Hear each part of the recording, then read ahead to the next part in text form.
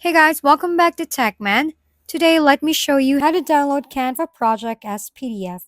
Once you've finished a Canva project and want to share it as a PDF, the process is straightforward. Start by clicking the Share button in the top right corner, then select Download.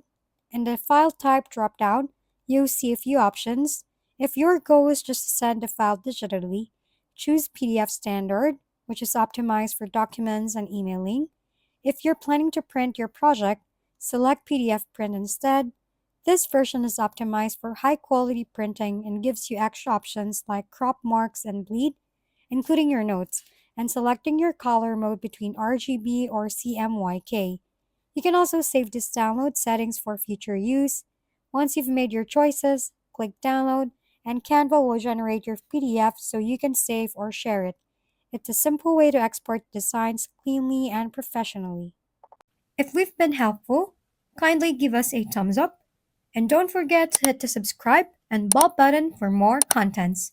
For any questions and suggestions, comment down below.